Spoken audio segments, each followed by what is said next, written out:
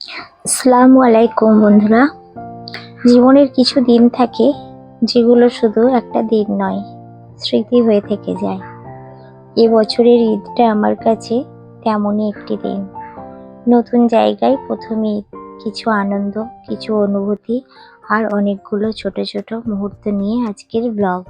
তো চলো তোমাদের সাথে নিয়ে আজকের ব্লগ স্টার্ট করি। আশা করছি আজকের ব্লগ তোমাদের একটু হলেও ভালো লাগবে।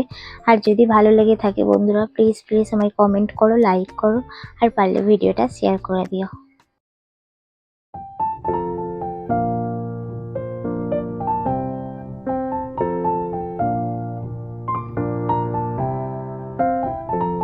মারুফাস কিচেন ব্লগ থেকে আমি মারুফা। তো সকালে ঈদের দিন সকালে যেটা প্রথম কাজ ছিল আমার, ঘর বাড়িগুলোকে পরিষ্কার করেছিলাম। তারপরে যেটা করেছিলাম, আমি বেড কভারগুলো একদম ধোয়া পাতা বেড কভার পেতে দিয়েছি। সুন্দর করে একদম পুরো বাড়িটাকে একদম গুছিয়ে সুন্দর করে পরিপাটি করে নিয়েছি। তারপরে যেটা করেছি সেটা হচ্ছে যে আমি নিজেকে রেডি করেছি। তো চলো আমি নিজেকে কিভাবে রেডি করেছি তোমাদের সঙ্গে একবার শেয়ার করে নিই। প্রচণ্ড গরম, তো সেই জন্য আমি এইভাবে রেডি হয়েছি, যেহেতু আমাকে রান্না বান্না সব করতে হবে। কারণ রান্না বান্না তো এখন কিছুই হয়নি। আর এখানে দেখো মেয়ের জন্য ড্রেস রেডি করে রেখেছি। ওকে আজকে একটা চুড়িদার পরাবো, আর সাথে একটু চুড়ি রেখেছি ওর জন্য, লাল লাল চুড়ি বার করে রেখেছি। ও চুড়ি পরতে খুব পছন্দ করে। তো চলো, আর বাড়িটাকে কিভাবে সাজিয়েছি সেটাও তোমাদের সঙ্গে একটু শেয়ার করি। তো দেখো এই সুন্দর করে একদম বাড়িটাকে সাজিয়ে নিয়েছি। আর এখন যেটা করব সেটা হচ্ছে, ফার্স্ট আমি একটু সিমই রান্না করব। তো চলো তোমাদের সঙ্গে শেয়ার করি কিভাবে কি করব। আজকে রান্নার সাথে সাথে আমার নিজের মনের অনুভূতির কিছু কথা তোমাদের সঙ্গে শেয়ার করব। আশা করছি তোমাদের খুব ভালো লাগবে। জীবনে সব মানুষ আমাদের অনুভূতি বুঝবে এমনটা হয় না, তাই এখন আর কাউকে কিছু বোঝানোর চেষ্টা আমি কিন্তু করি না। নিজের মনকে শান্ত রাখা আর নিজের কাজটুকু মন দিয়ে করাই আমার কাছে সবচেয়ে গুরুত্বপূর্ণ। তোমাদের সাথে যে শেয়ার করব কিছু কথা। সাথে দেখো এখানে লাচ্ছা সেমাইয়ের আমি করে নিচ্ছি। নবাবী সেমাই বানাবো আজকে, লাচ্ছা দিয়ে বানাবো। এর আগে আমি সেমাই দিয়ে বানিয়েছিলাম। আর এই রেসিপিটাও আমি অনেকবার শেয়ার করেছি আমার ভিডিও ব্লগে। তো যাই হোক, আবার আজকে নতুন করে আবার একবার শেয়ার করছি। আশা করছি রেসিপিটা তোমাদের একটু হলেও ভালো লাগবে। তো ভিডিওটা তোমরা দেখতে থাকো, সাথে আমার মনের কথায় কিছু মন দিয়ে শুনতে থাকো। আমার যতদূর মনে হয়, জীবন কারোর জন্য থেমে থাকে না। যতই কষ্ট থাকুক, প্রতিটা সকাল আবার নতুন করে বাঁচতে শেখায় আমাদের। তাই আজও নিজেকে গুছিয়ে নিই হাসি মুখে, আর ছোট ছোট মুহূর্তগুলোকে সুন্দর করে রাখার চেষ্টা করি। ভালো থাকতে পারি, আমার বাচ্চা, আমার হাজবেন্ড, কেউই ভালো থাকতে পারবে না। তাই প্রতিটা পরিস্থিতির মোকাবিলা করে হলেও আমি নিজেকে ভালো রাখার চেষ্টা করি। আর এই সব রান্না শুধু আমার কাছে একটা রান্নার কাজ নয়, ভালোবাসা প্রকাশের একটা উপায়। নিজের মানুষের জন্য কিছু তৈরি করা, তার আনন্দটা কিন্তু আলাদা। তো আমি এখানে কি করলাম, প্রথমে ঘি দিয়ে দিলাম।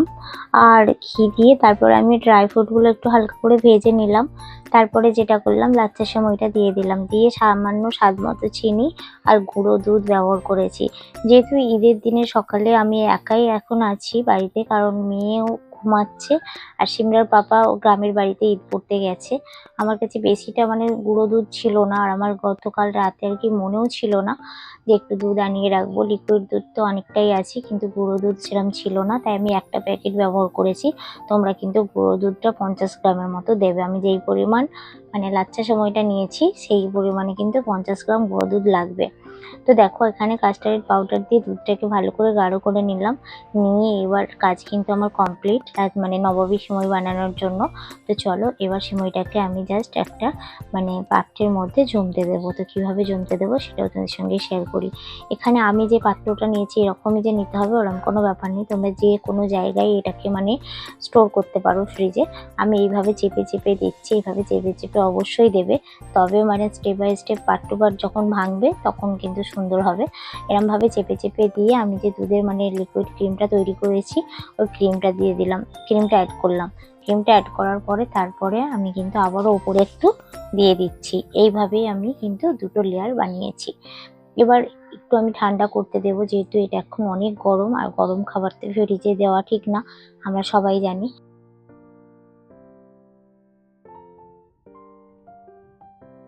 আমি ওপরে একটু ভালো করে সুন্দর করে সাজানোর জন্য কিশমিশ অ্যাড করেছি। তোমরা চাইলে এখানে বাদাম ব্যবহার করতে পারো।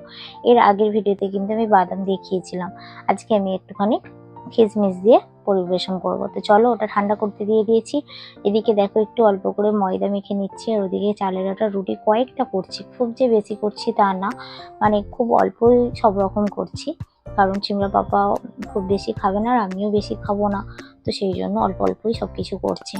আর এদিকে দেখো পোলাও করেছি, চিকেন পোলাও। তো চলো রেসিপিটা তোমাদের সঙ্গে অবশ্যই শেয়ার করব। তো রেসিপিটা কিভাবে করেছি, তো চলো চিকেন পোলাওয়ের রেসিপিটা শেয়ার করি। প্রথমে এখানে দেখো আমি তেল দিয়ে দিলাম, তেল দিয়ে তারপরে তাতে দিয়ে দিলাম আমি দারুচিনি দিলাম, দিয়ে গোটা জিরে দিয়ে দিলাম, কয়েকটা এলাচও দিয়েছি,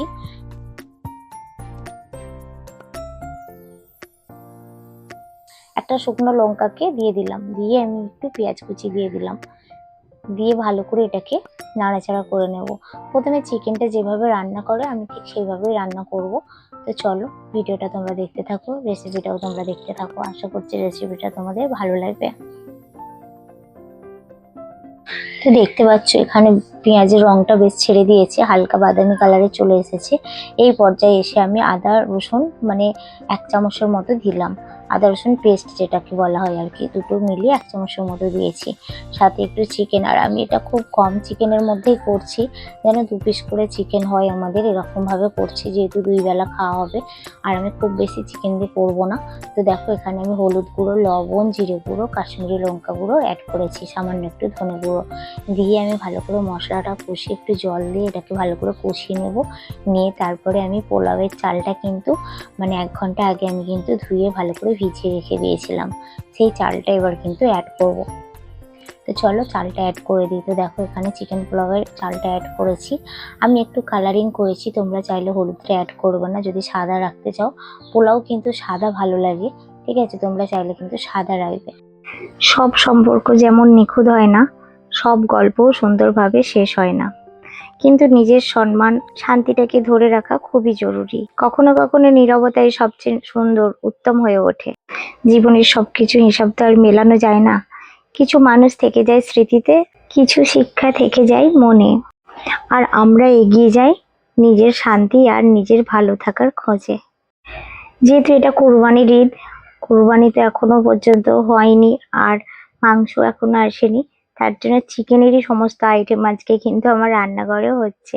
এখানে আবার দেখো চিকেন আলুর ঝোল একটা করছি, যেহেতু লুচি বা চালের আটার রুটি হচ্ছে, তাই সেই দিয়ে খাওয়ার জন্য। তো চলো এই রান্নাটাও করে নিই, আর এই পর্যন্ত রাখি। সবাই ভালো থাকবে, সুস্থ থাকবে। আর ঈদের ব্লগ কেমন লাগলো, এবছরের ঈদ আমার কিন্তু এখানেই কেটেছিল, তো কেমন লাগলো তোমরা অবশ্যই কমেন্ট করে জানিও। ভালো লাগলে প্লিজ প্লিজ একটা লাইক করে দিও। আর দেখো চিকেন কষাটা এত সুন্দর হয়েছিল কি বলবো, ভীষণ সুন্দর হয়েছিল। আলু দিয়ে চিকেন খাওয়ার স্বাদই একটা কিন্তু আলাদা, ভীষণ ভালো লাগে। তো এই ছিল আমার ঈদের ব্লগ, আর এই ছিল আমার রান্না বান্নার ছোট্ট একটা আয়োজন, তোমাদের সাথে তুলে ধরেছি বন্ধুরা। কোথাও কোনো ভুল থাকলে প্লিজ প্লিজ ক্ষমা করে দিও, আর পাশে থেকো এই বন্ধুটার। আর যারা নতুন বন্ধু তারা প্লিজ প্লিজ চ্যানেলটাকে সাবস্ক্রাইব করে পাশে থেকো। দেখো চিকেন রান্নার কালারটা কি সুন্দর হয়েছে, রুটি বা লুচি দিয়ে কিন্তু ভীষণ জমে যাবে, সাথে হয়ে গেছে চিকেন পোলাও। তো চলো আজকের ব্লগটা এই পর্যন্ত রাখছি, সবাই ভালো থেকো, সুস্থ থেকো, আল্লাহ হাফেজ, আসসালামু আলাইকুম।